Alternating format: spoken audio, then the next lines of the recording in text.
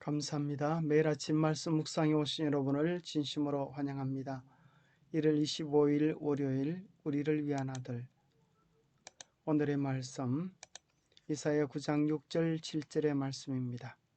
이는 한 아기가 우리에게 낳고 한 아들을 우리에게 주신 바 되었는데 그의 어깨에는 정사를 메었고 그의 이름은 기묘자라 모사라 전능하신 하나님이라 영존하시는 아버지라 평강의 왕이라 할 것임이라. 그 정사와 평강의 다함이 무궁하며 또 다윗의 왕자와 그의 나라에 군림하여 그 나라를 굳게 세우고 지금 이후로 영원히 정의와 공의로 그것을 보존하실 것이라. 만군의 여호와의 열심히 일을 이루시리라. 생각할 문제. 이사야 9장 6절 7절에 나오는 이 아기의 특별한 점은 무엇인가? 누구만이 이 아기가 될 수 있는가? 하나님이 사람에 대해 오신 그 사건은 오늘 나에게 어떤 의미가 있는가? 이사야 9장 6절 7절은 정말 다른 누구도 적용할 수 없는 위대하고 놀라운 하나님께 대한 5가지 명칭을 사용합니다. 기묘자라. 감히 인간의 지혜로 청량할 수 없는 신비하고 놀라우신 분이십니다. 그분은 모사라. 온 우주의 최고의 지혜를 가진 분. 우리 어떤 문제든지 상담해 주시고 도와주실 수 있는 지혜자이십니다. 특별히 상담자라고 얘기할 때에 그분은 외부에서 우리를 강요하는 분이 아니라 우리에게 좋은 상담을 통하여 우리 안에 우리를 통하여 일들을 이루어 가시는 하나님의 섭리와 지혜를 이야기해 주시는 단어입니다. 그분은 또한 전능하신 하나님이십니다. 권능 있는 영웅이시며 우리를 위한 전사이십니다. 영존하시는 아버지라. 언제나 영원히 계시는 아버지, 영원한 창조주, 생명의 근원 되심을 이야기해주고 있습니다. 평강의 왕이라. 평강 샬롬입니다. 평안, 평강, 화평, 평화를 주시는 분이십니다. 이 말씀을 쉬운 성경으로 읽어보면 왜냐하면 우리에게 한 아기가 태어날 것이기 때문이다. 하나님께서 우리에게 아들을 주실 것이다. 그의 어깨 위에 왕권이 주어질 것이다. 그의 이름은 기묘자, 모사, 전능하신 하나님, 영원히 살아계신 아버지, 평화의 왕이시다. 그의 왕권은 점점 커지겠고 평화가 그의 나라에서 영원히 이어진다. 그가 다윗의 보좌와 다윗의 나라에서 다스릴 것이다. 그가 정의와 공평으로 이제부터 영원토록 그 나라를 견고하게 세울 것이다. 만군의 여호와께서 이 일을 이루실 것이다. 왜냐하면 주께서 자기 백성을 뜨겁게 사랑하시기 때문이다. 재림교회 주석에는 이렇게 되어 있습니다. 기묘자라 모사라 또는 기묘한 모사, 원더풀 카운셀러. 이 이름은 지혜로움, 친절함 그리고 사려 깊음을 표현한 것으로 하늘과 땅과 온 우주의 모든 존재들의 환희와 경배와 찬양을 불러일으키시는 이름이다. 전능하신 하나님, 성자이신 예수님은 성부 하나님과 같은 하나님이시다. 그는 영원부터 하나님 아버지 하나님과 함께 계신 분이시오. 하나님의 영광의 본체이시다. 영존하시는 아버지. 특별히 이 이름 속에서 우리는 성부 하나님, 성자 하나님, 성령 하나님이 순위가 있는 것이 아니라 동등된 하나님임을 다시 확인하게 되어집니다. 아들이라고 하는 칭호를 가지고 오셨지만 원래 그분은 영존하신 아버지이셨음을 발견하게 되어집니다. 우리를 아들로 삼으시기 위하여 아들이라고 하는 이름을 가지고 이 땅에 오신 것임을 알게 됩니다. 아버지 하나님이 영존하신 것처럼 그리스도도 그러합니다. 이사야가 그분을 아버지라고 부르는 것은 그분이 모든 인류에게 특별한 의미에서 아버지 곧 사람과 세상의 창조주이시기 때문입니다. 아버지라는 말 이외의 어떤 단어도 자녀를 향한 예수님의 사랑과 관심을 그렇게 충만하게 표현하지 못할 것입니다. 그리스도가 통치할 때 그분의 백성을 아버지처럼 사랑하시며 돌보실 것입니다. 이 구원자는 다양한 명칭을 가지고 있습니다. 고대 근동 지방의 왕이나 신들은 그들의 위대함을 나타내기 위해 다양한 이름들을 가지고 있었습니다. 그분은 기묘자인데 이는 여호와의 사자가 삼손의 아버지에게 소개했던 이름과 같습니다. 그런데 그가 마노아의 단에서 불꽃 가운데로 쫓아 하늘로 올라간 것은 천년도 훨씬 지난 이후에 있을 예수님의 희생을 예표한 것이었습니다. 그분은 전능하신 하나님으로서 신성을 가지셨고 영존하시는 아버지로서 영원한 창조주가 되십니다. 그분은 다윗 왕조의 왕이시며 그분의 왕국은 영원할 것입니다. 누구만이 이 아기가 될 수 있는가? 그 지역의 목자들이 밤에 밖에서 자기 양떼를 지키더니 주의 사자가 곁에 서고 주의 영광이 그들을 두루비침에 크게 무서워하는지라. 천사가 이르되 무서워하지 말라. 보라, 내가 온 백성에게 미칠 큰 기쁨의 좋은 소식을 너희에게 전하노라. 오늘 다윗의 동네에 너희를 위하여 구주가 나셨으니 곧 그리스도 주시니라. 너희가 가서 강보에 쌓여 구유에 누워 있는 아기를 보리니 이것이 너희에게 표적이니라. 하더니 홀련히 수많은 천군이 그 천사와 함께 하나님을 찬송하여 이르되 지극히 높은 곳에서는 하나님께 영광이요 땅에서는 하나님이 기뻐하신 사람들 중에 평화로다 하니라. 어떤 이들은 이 아기를 히스기야 왕과 동일시하려고 시도했습니다. 그러나 여기에 묘사된 내용을 인간에게 적용하는 데는 너무나 많은 무리가 있음을 발견하게 됩니다. 오직 한 분, 곧 하나님의 아들이시며 창조주이시며 우리에게 평화를 주시기 위해 오신 예수 그리스도만이 이 설명에 적합합니다. 그분은 하늘과 땅의 모든 권세를 받으셨고 항상 우리와 함께 계십니다.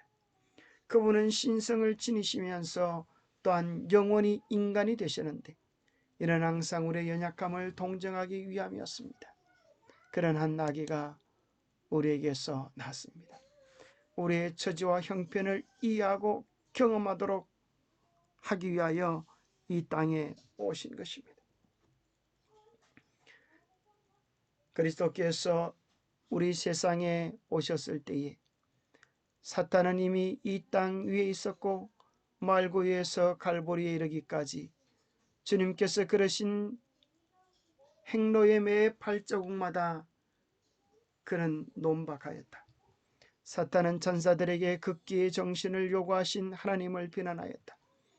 사단이 비난하는 것의 요점은 하나님 자신이 극기에 대한 뜻을 모르며 당신 자신이 남들을 위하여 자기를 희생시키는 일이 없으면서 어떻게 천사들에게 극기의 정신을 요구할 수 있느냐는 것이었다.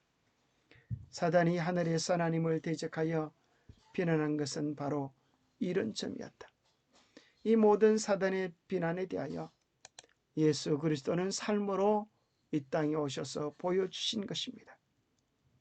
하나님의 아들이 세상에 오신 이유, 그가 하늘에서 추방된 이후로 계속해서 주님을 비난한 점 역시 주님 자신이 스스로 희생하지 않으면서 가혹한 봉사를 요구한다는 것이었다.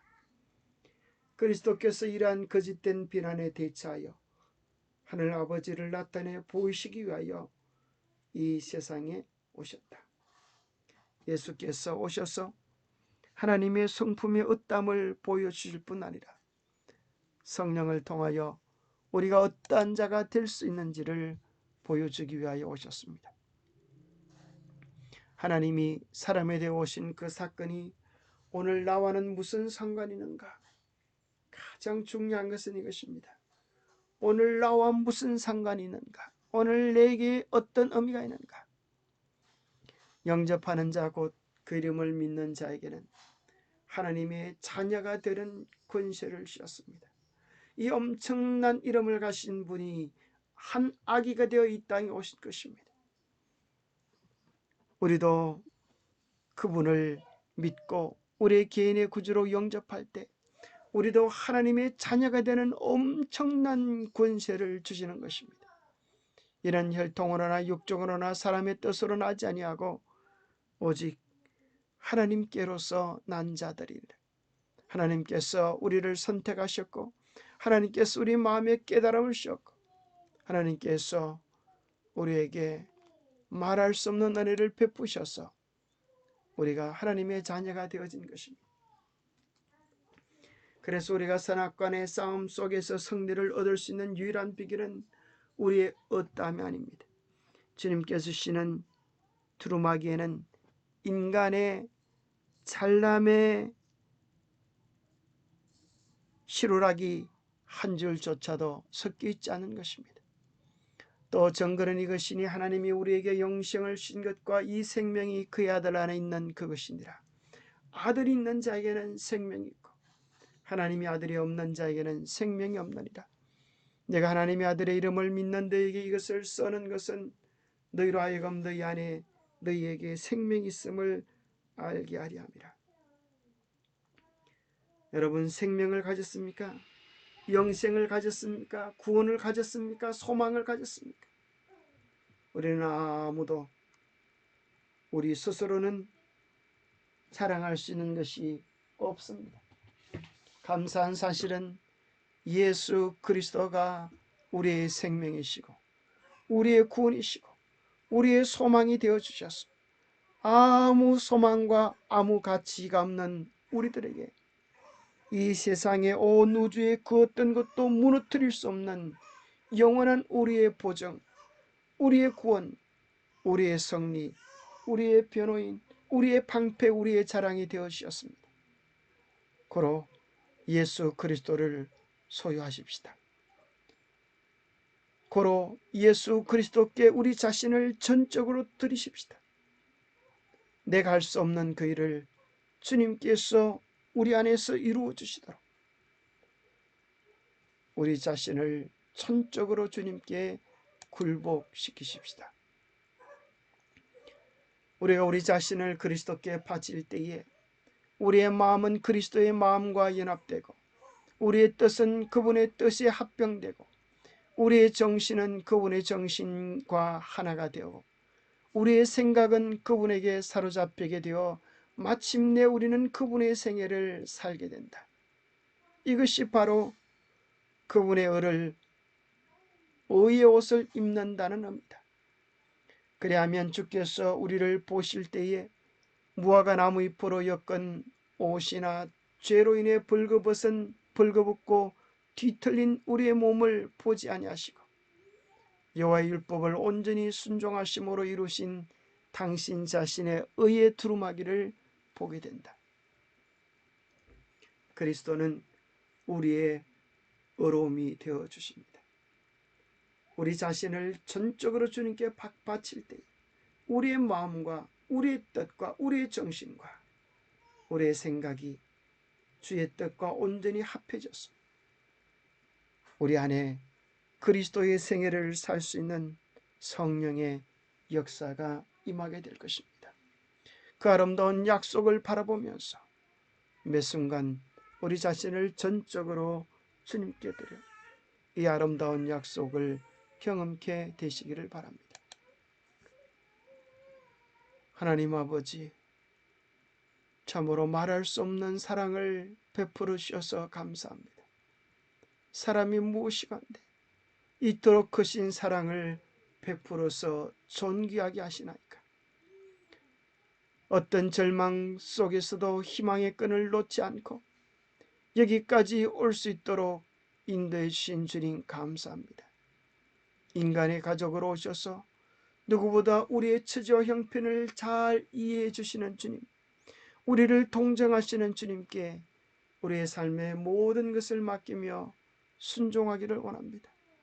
주님, 우리를 다스리시고 우리가 할 수 없었던 그 성리와 구원을 우리 안에서 온전히 이루어 주셔서 우리의 어떠함이 아니라 하나님의 어떠하심이, 예수 그리스도의 어떠하심이 우리 안에서 나타날 수 있도록 축복하여 주시옵소서.